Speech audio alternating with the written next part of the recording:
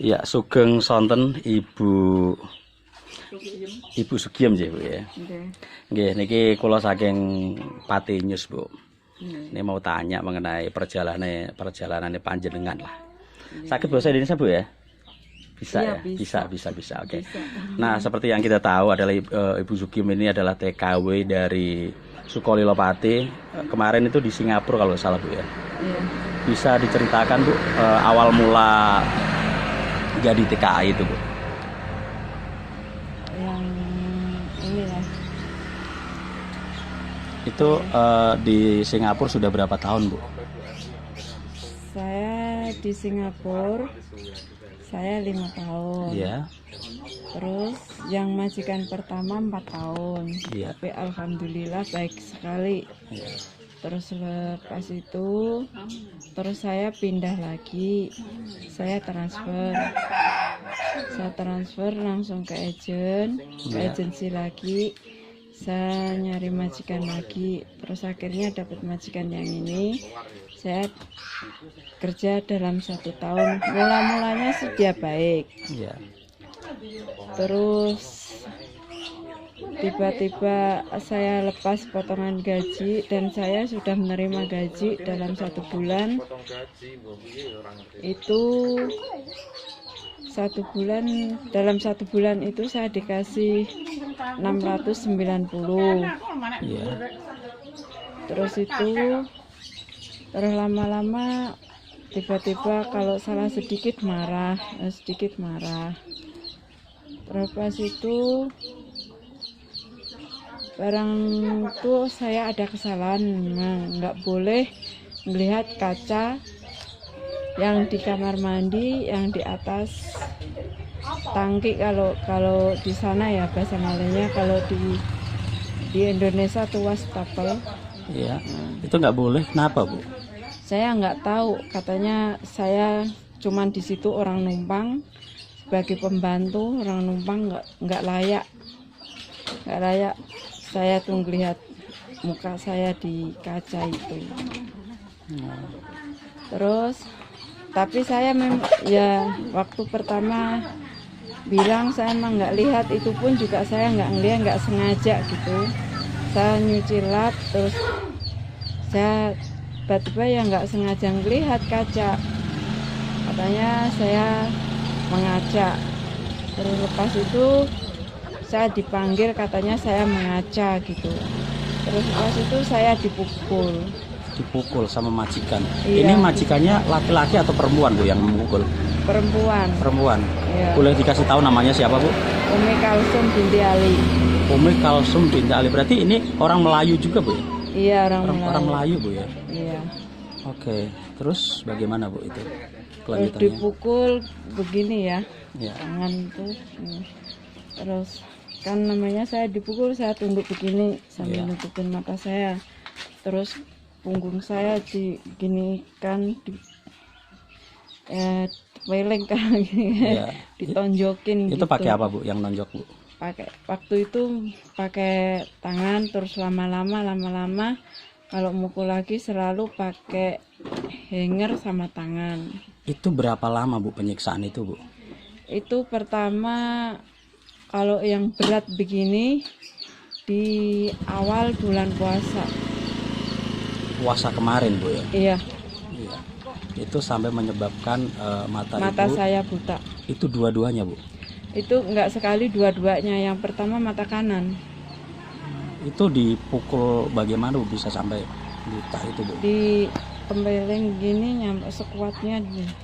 Itu yang majikan yang perempuan, Bu ya? Iya, majikan perempuan. Terus majikan laki nggak pernah nyentuh badan saya.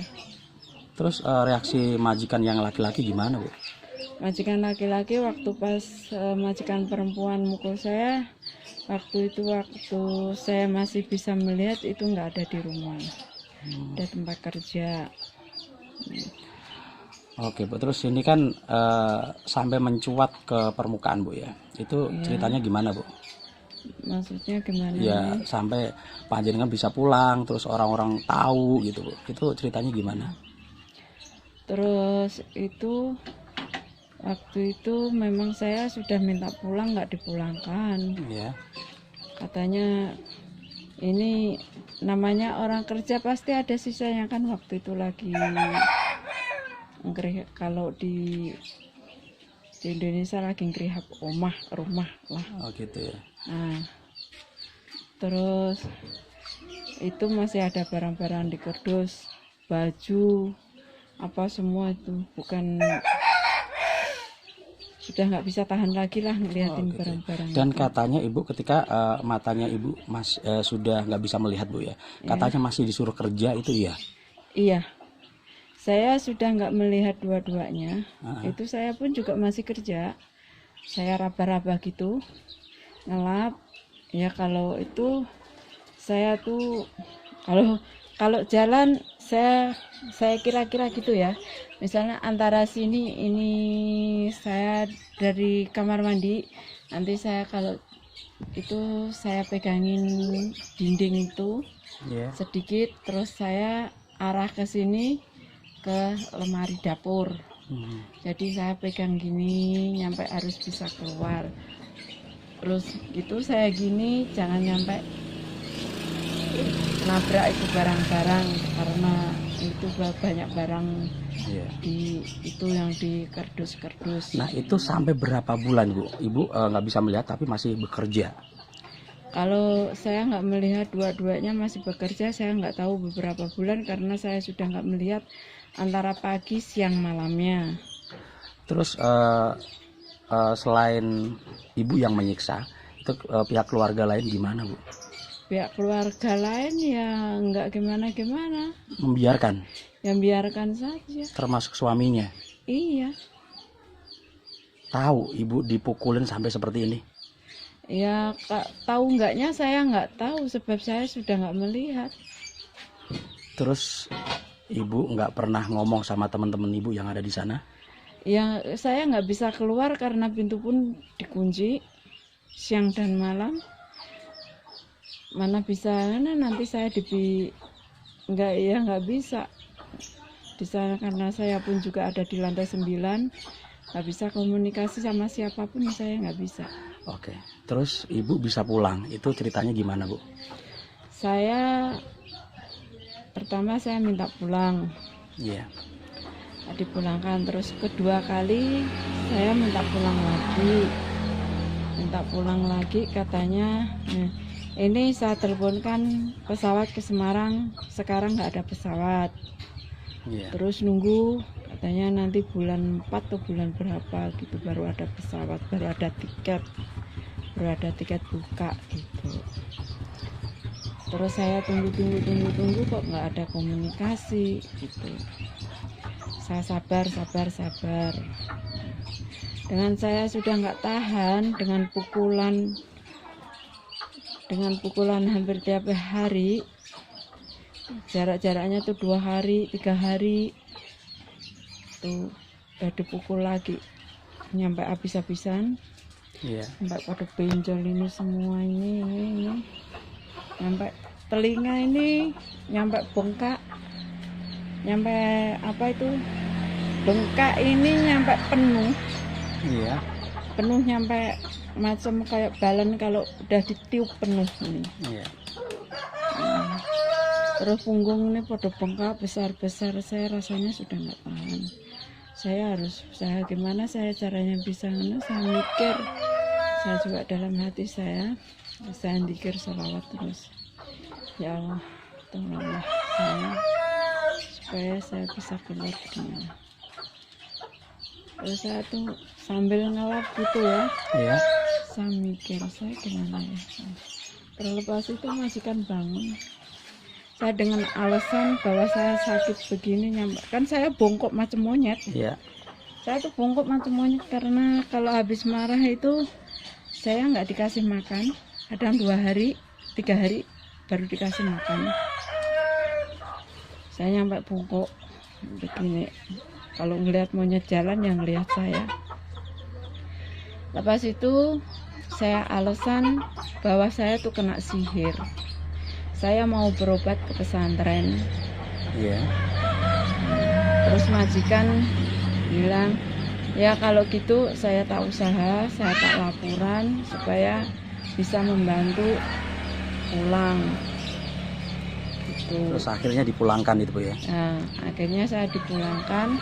Katanya pertama sudah diusahakan tiket tapi ditolak. Iya. Karena kemungkinan saya itu masih bisa jalan atau tidak, nggak tahu. Iya. Terus lagi ada pembukaan tiket lagi, kan pesawat agak susah. Iya Bu. Terus itu saya dibawa, terus saya diperiksakan ke dokter bahwa saya tuh kena apa itu corona apa tidak virus Iya. itu. Ternyata saya ditusuk hidung Di dan swab, telinga, ya. Karena saya alhamdulillah fit, sehat, nggak ada apa-apa. Terus pas itu kalau nggak salah terus langsung booking tiket. Iya. Terus itu beberapa hari saya diajak lagi ke dokter lagi, dicek ini mungkin rosen kalau nggak salah Iya. ya. Terus melihat kondisi Ibu sekarang kan nggak bisa melihat waktu itu Bu ya. Itu Iya. dari pihak dokter sendiri gimana Bu? Dokter bilang katanya mata saya nggak kenapa-apa, Oh, no problem. masih bisa sembuh gitu ya. Iya. Bilangnya seperti itu. Ya, katanya saya tuh ini nggak apa-apa, bisa melihat, masih bisa melihat. Ya. Tapi mungkin itu sudah karena saya nggak melihat ya, Iya. juga nggak dengar. Mungkin sudah antara sudah pembicaraan sama majikan atau saya Oh, gimana, gitu. Iya. saya nggak tahu. Kong kali kong gitu Bu ya. Ya, Gitu ya. iya. Tapi kalau saya dengar ini mata saya dipegang-pegang gini, Iya. katanya no problem. Good. Oke, bisa sampai ke Indonesia itu bagaimana Bu? Waktu itu pulang ke Indonesia ya dibawa, diantar majikan ke airport. Iya.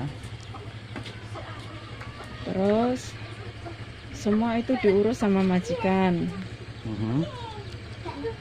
Lepas itu mau masuk ke tempat nunggu, terus saya ditolak Rosikurda, nggak tahu sama siapa, saya nggak tahu. Iya. Terus pemberangkatan masuk ke pesawat itu ada yang nolak kan, Iya. kursi roda. Mhm. Masuk pesawat, saya nggak tahu pesawat apa ya. Tapi Ibu pernah bilang nggak sama orang yang mungkin waktu itu yang di dekat Ibu lah, saya habis disiksa atau gimana gitu Bu? Enggak, kan majikan waktu itu saya mau masuk ke ruangan tunggu, kalau nggak salah itu masih dibuntutin majikan. Oh gitu. Iya, karena saya sudah di pesan pun juga jangan cakap sama siapa-siapa, karena ini memang dari dulu pertama saya nggak boleh bicara sama siapa-siapa, nggak boleh. Oh, gitu Bu ya. Ya walaupun ketemu teman saya nggak boleh. Tapi kemarin itu sampai ke Bandara Semarang Bu ya. Iya, Itu ceritanya gimana Bu? ceritanya kan saya dari Singapura transit Jakarta. Iya. Saya di Jakarta satu malam, Mhm. 12 jam. Terus lepas itu transit ke Semarang. Tapi kan ada yang jemput sendiri. Terus Tapi katanya nggak ada yang mendampingi Ibu ketika di pesawat gitu Bu ya. ada waktu saya turun itu, Mhm. langsung kursi roda itu, Mhm. ada yang ngambil saya ke pesawat turun. Hmm. Ada yang ngambil kursi roda. Terus ke tempat nunggu. Pas itu ke tempat nunggu, Iya. itu ada orang lagi, nanti Bu, saya ini masih ada tugas, nanti ada yang jaga Ibu lagi, yang satu lagi ini Mhm. namanya Bapak Adam, Itu waktu di mana Ibu? di airport Jakarta. Jakarta. Terus? Terus lepas itu Bapak Adam kan mungkin tugasnya sudah habis, Mhm. udah pulang. Mhm. Bu, saya minta izin, minta pamit Bu, saya sekarang sudah pulang. Mhm. Ini surat bagasi Ibu sudah saya masukkan, dan surat-surat Ibu, tiket Ibu, paspor Ibu Semarang sudah saya kasihkan ke petugas. Iya. Nanti ibu kalau mau berangkat ada yang jemput sendiri, nyampe penghabisan. Terus sampailah ke Semarang Bu ya? Iya. Ke Semarang. Terus ketika di Semarang ada yang ngejemput Bu? Ada yang jemput. Waktu itu saya di Jakarta, saya nelpon, namanya Anto. Itu anak teman saya yang di Saudi dulu, kenalan, yang sudah macam kayak Saudara keluarga gitu gitu. Iya. Ya. Jadi itu anak itu macam kayak anak saya sendiri. Oke, terus itu saya telepon, ya alhamdulillah langsung diangkat. Biasanya juga susah nelpon dia tuh. gitu ya. Iya, alhamdulillah langsung diangkat. Itu posisi itu di mana Bu? Saya di Jakarta, saya minta tolong, namanya Pak Adam yang jaga saya itu. Pak, tolong Pak, ini handphone saya, cari namanya Anto, tolong teleponkan. Iya Bu. Terus ditelepon. Terus dijemput sama Anto gitu mungkin Bu? Ya, nyampe Semarang dijemput yang namanya Anto. Tapi Ibu sama Bapak Adam bilang nggak kalau saya di Singapura itu disiksa sama majikan saya? Bilang? Saya nggak bilang sama siapa-siapa. Oh gitu ya. Terus sama Anto mungkin bilangnya Bu ya? Iya. Terus reaksi Anto sendiri gimana Bu? Ya nangis. Gitu ya. Memang Anto tuh waktu itu memang sudah mau datang ke sini, mau tanya gimana Leyem kok nggak ada kabarnya gitu, karena semua pada nyari ya, sudah biasa komunikasi, gimana kabarnya, sehat, kan biasa komunikasi karena sudah macam kayak keluarga sendiri. Oke, ini kan sudah sampai kemana-mana Bu ya, seluruh Indonesia pun hampir sudah tahu ya mengenai Ibu ya. Terus dari pihak yang di Singapura itu pernah menghubungi Ibu nggak? Ada reaksi gimana gitu Bu? Maksudnya Pihak Singapura macam polis? Ya, gitu. Ya termasuk mungkin bosnya juga, itu majikannya. Majikannya, kalau majikan tuh nggak ada ngubungin saya. Misalkan ini kan bisa dituntut juga gitu kan Bu? Iya. Jelas. Tapi kalau polis pihak Singapura sudah nelpon saya, sudah interview saya semua. Gitu. Tapi sudah bertindak semua. Oh, sekarang baru proses gitu Bu ya? Iya, sekarang lagi proses. Terus mengenai kesehatan Ibu sendiri, waktu sampai Semarang ini gimana Bu? Ya, kesehatan saya ya kurang. Kurang ya? Gitu. Sampai sekarang pun masih terasa sakit Ibu ya? Iya, ini terus kepala. Ini untuk mata yang nggak bisa melihat itu udah ditangani dokter yang ada di sini Bu? Sudah. Terus bagaimana katanya? Ya, saya kurang paham ya. Ini tanya sama adik saya. Oh gitu Bu ya.